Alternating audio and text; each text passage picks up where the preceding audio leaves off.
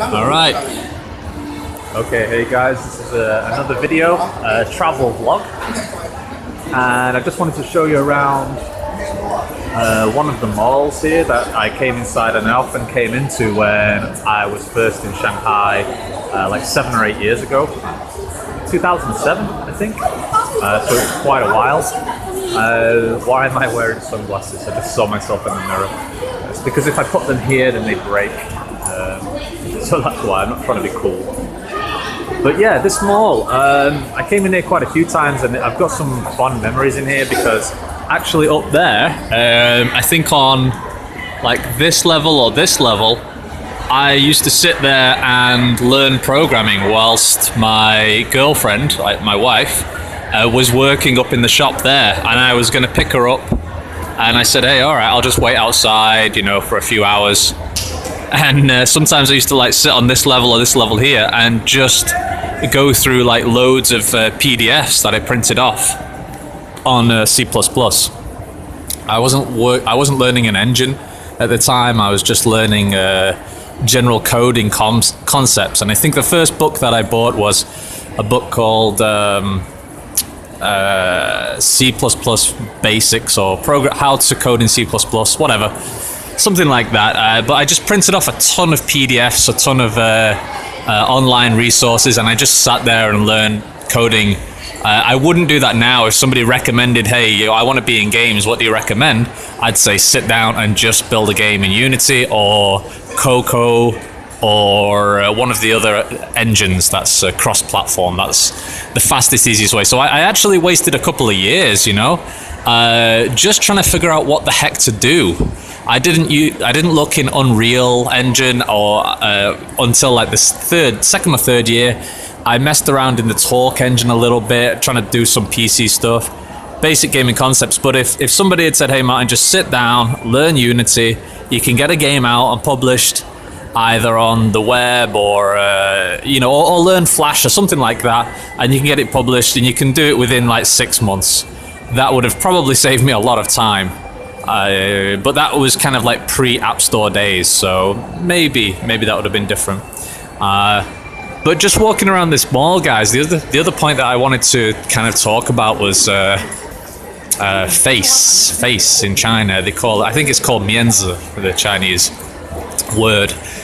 And as I said in the other video before, you can see a lot of like new shops, a lot of new malls, you know, a lot of high-end malls, especially down this area of Shanghai. This is the central area, the commercial area. And I noticed in China, and my friends agree with me sometimes, is that in China, face is like super important. The impression that you give to other people, they call it, you know, giving them face. Very important. So in China, a lot of people really want to show that they have money. It's all about money. And I know that's the same in a lot of other countries. Of course it is, you know, people want to look good. But in China especially, people really want to show that they've got money. Now, the interesting thing here is that, in fact, even though you might see someone walking around who looks like, you know, they're dressed in nice clothes or they're driving a nice car, it doesn't actually mean they've got a lot of money. It doesn't mean they're wealthy. It really doesn't, okay? So, you know, take for example, like, I'm listening to the Rich Dad series at the moment by Robert Kiyosaki. And one of the things that his rich dad, actually his best friend's dad, he was a very, how can I say, what's the word, unassuming guy, I think that's the phrase. He didn't sort of throw about his money a lot. He drove like a normal car. He lived in a normal house until he made it big, you know, until he actually came into like independent wealth. Then he bought a bigger house and, you know, maybe a nicer car. But until that time, he could have bought a nice flashy car, but he really didn't throw his money around. And he didn't dress up super nice. And I also believe it's similar with guys like Warren Buffett as well. Warren Buffett apparently is very frugal. He's very controlling with his money, and he hasn't given like a lot of money to his family either.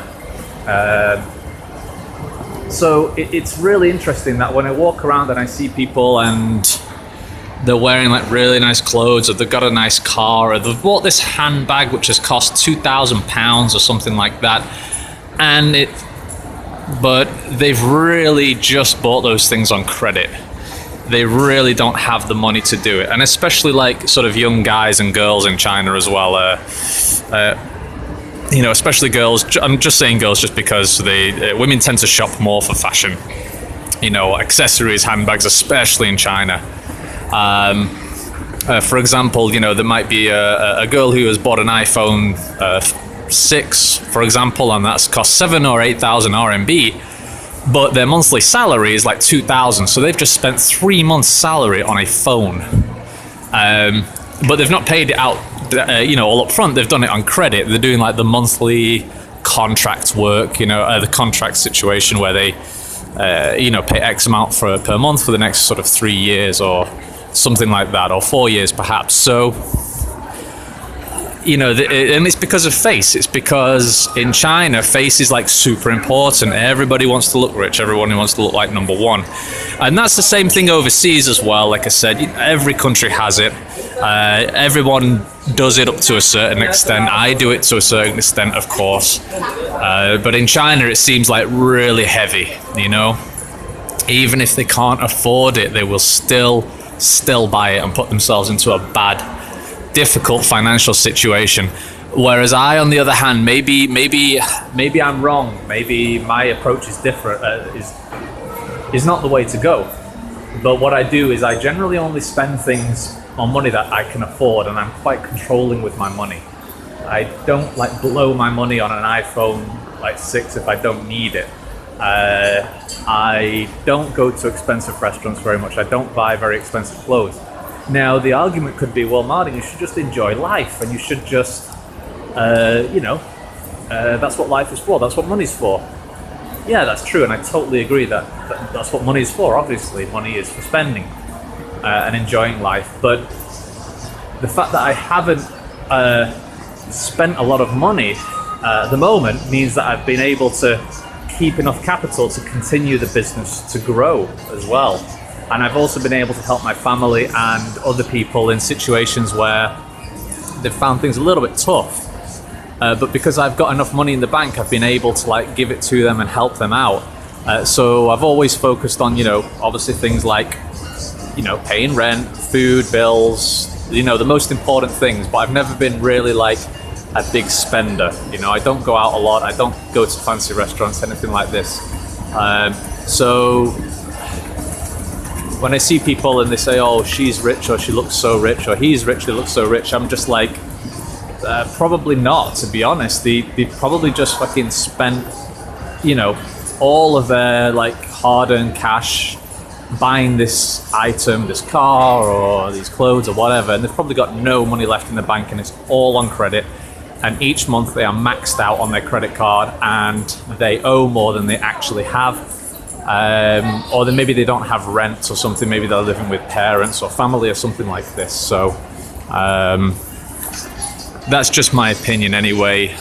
Maybe I'm wrong. So I think the question is to everyone, do you agree with me? Do you agree that you should be frugal?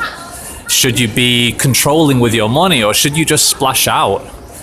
And I guess the business question as well is, guys who have done independent business, who are indie developers, are you also very controlling with your money as well, in terms of do you keep your money for capital?